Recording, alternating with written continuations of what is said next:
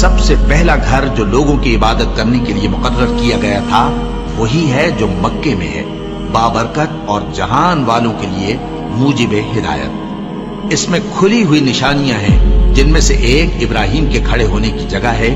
جو شخص اس مبارک گھر میں داخل ہوا اس نے امن پا لیا، اور لوگوں پر اللہ کا حق یعنی فرض ہے کہ جو اس گھر تک جانے کا مقدور رکھے وہ اس کا حج کرے، اور جو اس حکم کی تعمیل نہ کرے گا تو اللہ بھی اہل عالم سے بے نیاز ہے۔ اور جب ہم نے خانہ کعبہ کو لوگوں کے لیے جمع ہونے اور امن پانے کی جگہ مقرر کیا اور حکم دیا کہ جس مقام پر ابراہیم کھڑے ہوتے تھے اس کو نماز کی جگہ بنا لو،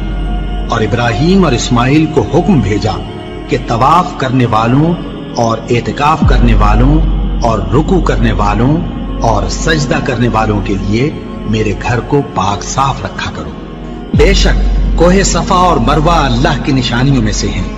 تو جو شخص خانہ کعبہ کا حج یا عمرہ کرے اس پر کچھ گناہ نہیں کہ دونوں کے درمیان چکر لگائے، بلکہ یہ ایک نیک کام ہے، اور جو کوئی نیک کام کرے تو اللہ قدردان ہے، دانا ہے۔ اور اللہ کی خوشنودی کے لیے حج اور عمرے کو پورا کرو، اور اگر راستے میں روک لیے جاؤ تو جیسی قربانی میسر ہو کر دو، اور جب تک قربانی اپنے مقام پر نہ پہنچ جائے سر نہ منڈاؤ۔ اور اگر کوئی تم میں بیمار ہو یا اس کے سر میں کسی طرح کی تکلیف ہو تو اگر وہ سر منڈا لے تو اس کے بدلے روزے رکھے یا صدقہ دے یا قربانی کرے۔ پھر جب تکلیف دور ہو کر تم مطمئن ہو جاؤ تو جو تم میں حج کے وقت تک عمرے سے فائدہ اٹھانا چاہے وہ جیسی قربانی میسر ہو کرے، اور جس کو قربانی نہ ملے وہ 3 روزے ایام حج میں رکھے اور 7 جب واپس ہو۔ یہ پورے 10 ہوئے۔ یہ حکم اس شخص کے لیے ہے جس کے اہل و عیال مکے میں نہ رہتے ہوں۔ اور اللہ سے ڈرتے رہو اور جان رکھو کہ اللہ سخت عذاب دینے والا ہے۔ حج کے مہینے معین ہیں جو معلوم ہیں، تو جو شخص ان مہینوں میں حج کی نیت کر لے تو حج کے دنوں میں نہ عورتوں سے اختلاط کرے، نہ کوئی برا کام کرے اور نہ کسی سے جھگڑے، اور جو نیک کام تم کرو گے وہ اللہ کو معلوم ہو جائے گا۔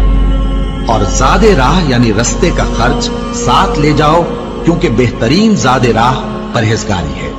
اور اے اہل عقل مجھی سے ڈرتے رہو، اس کا تمہیں کچھ گناہ نہیں کہ حج کے دنوں میں بذریعہ تجارت اپنے پروردگار سے روزی طلب کرو۔ اور جب عرفات سے واپس ہونے لگو تو مشعر حرام یعنی مزدلفہ میں اللہ کا ذکر کرو،